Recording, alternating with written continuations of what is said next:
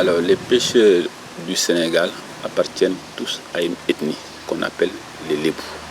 Ce sont ces Lébous-là qui détiennent le savoir-faire pour la pêche. Parce que vous savez que ces gens-là, ils vont en mer sans matériel de navigation. Ils n'amènent pas de GPS, c'est-à-dire que c'est un bout de bois, un moteur hors bord. C'est une pêche artisanale.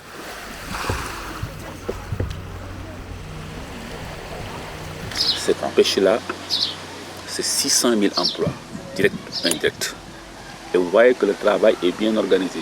Il y a des gens qui sont spécialisés dans la peinture, d'autres dans la décoration. Il y a d'autres qui font la pirogue.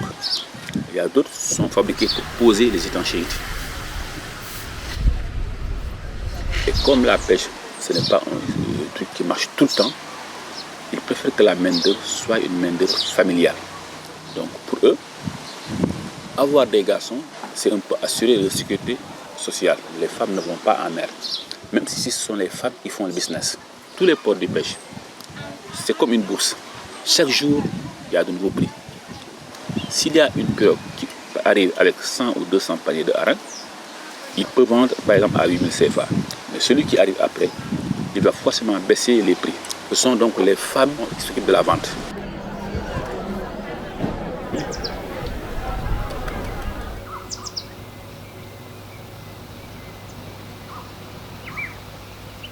En général, la couleur la plus fréquente, ou les couleurs les plus fréquentes, ce sont le vert, le jaune et le rouge. Ce sont les couleurs du Sénégal. Chacun essaie de décorer sa pirogue au mieux. La peinture est strictement décorative, mais elle donne une indication sur le propriétaire ou des indications sur le propriétaire de la pirogue. On peut savoir si le propriétaire est musulman ou chrétien. On peut aussi savoir si le propriétaire est polygame ou s'il a juste une femme. Soit sur la pirogue aussi, on peut écrire le nom d'une femme. En général, c'est la maman du propriétaire ou tout simplement d'une de ses femmes. On peut aussi savoir à quelle confrérie appartient le propriétaire. On peut aussi voir la photo ou le nom d'un marabout. Il se peut aussi que sur la pirogue, ils mettent le nom d'un garçon ou d'un homme. En général, c'est le plus âgé de la fondateur de la famille.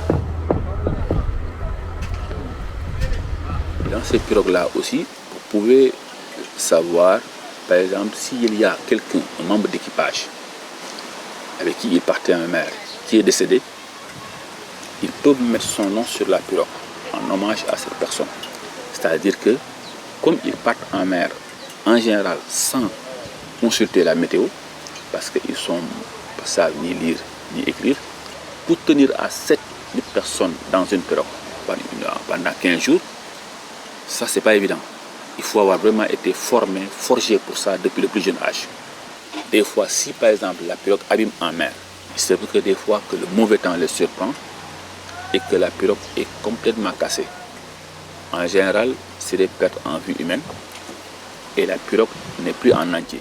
Donc même si ils récupèrent une partie de la pirogue, ça leur permet de savoir d'où vient cette pirogue-là. Et ça, c'est important.